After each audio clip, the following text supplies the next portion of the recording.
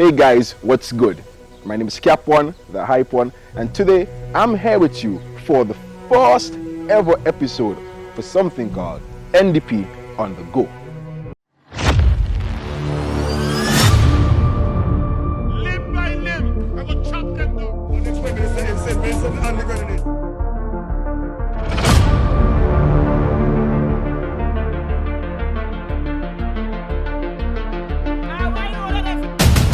So it's the first episode of NDP on the Go.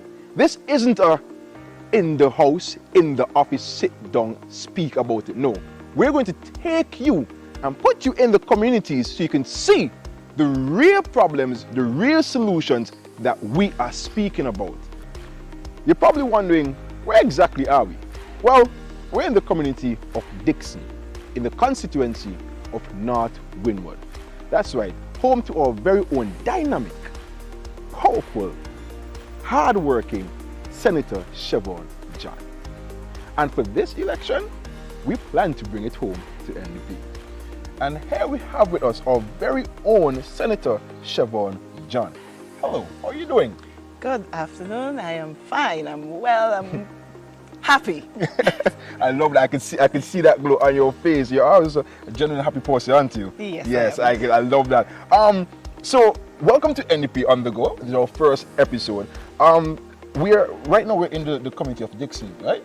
Yes. Right. I know we do have a bit of issues that you want to highlight, but before we get into that, is there anything that you could tell us about the community itself? Is there? Yes, this part of Dickson that we are at, it's an area that the New Democratic Party's administration under Sir James Mitchell, God rest his soul, where the land reform program was being done. Here, lands were cut up and distributed to people. And in this area, it is said that a community center was to be built, a health center was to be built, sporting playing field was to be here, and a hard court. You see that? History on history. Yeah, I love it. That's when you're passionate about something, you have all the facts and all the history about it. I love that. Now, you mentioned the community center, right? And that's actually where we are right now. Can you give us a little insight to the community center, what's happening here, the issues with it? Can you break that down for us, please? So the community center was built over 22 years ago or more. And it was used by the community because the village of Dickson is very community spirited. Everyone loved to come together and do things.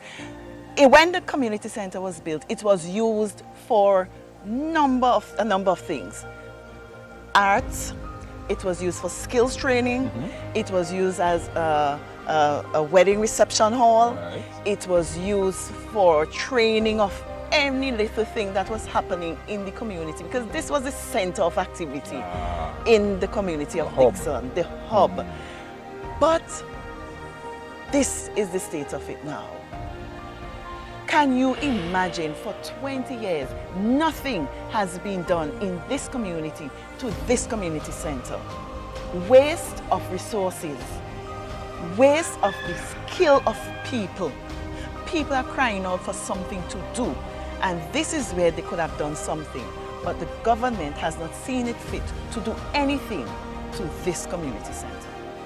It is such a shame that this once beautiful standing structure has now become desolate, due to the unwillingness to basically do something with it. Is there anything that you have, any ideas that you are thinking to implement with this specific community center?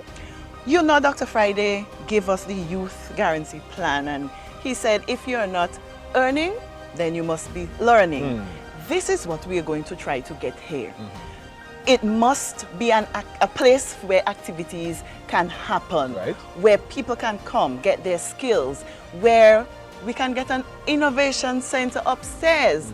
If you notice, it's half done. So business persons, small entrepreneurs can get access, can get help, can get whatever they need right here rather than going into Kingstown. There we will be providing jobs, There we would be providing the skills. There we would be looking at the best way in which people in the community can be actively involved in a positive manner and something that can sustain themselves. I do love the fact that you mentioned instead of going into Kingston, because we do see that it is highly centralized.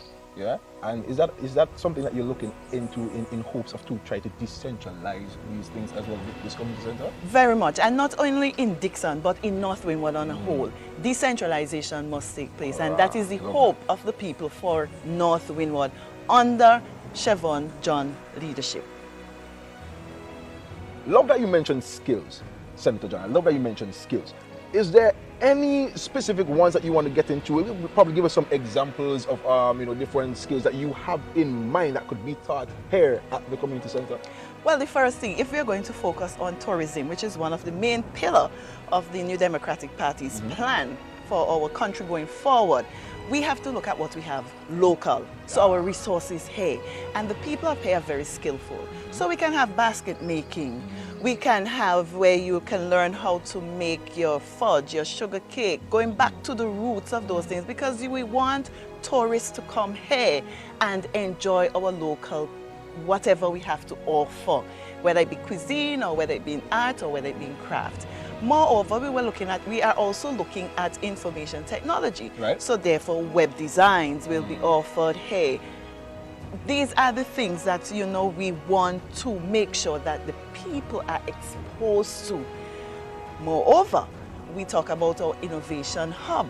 So I intend to go up with this structure and ensure that there is an innovation hub in this area so that some form of decentralization can take place.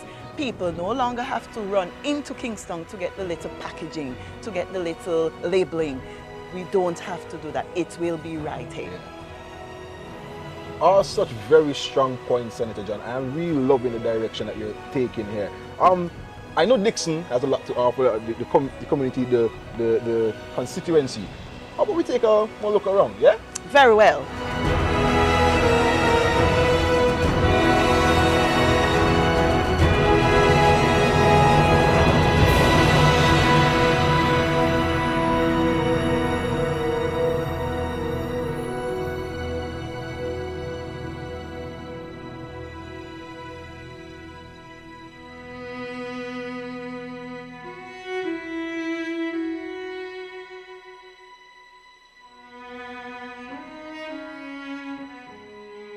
John, we just visited the community center. Could you tell us exactly where we are right now and what we're seeing here? We're in London Street, and this road leads into Dickson. Right. As you can see, it's in a deplorable condition and is in urgent need of fixing. Deplorable, Senator John. Deplorable. That's an understatement. I'm seeing with my very own two eyes.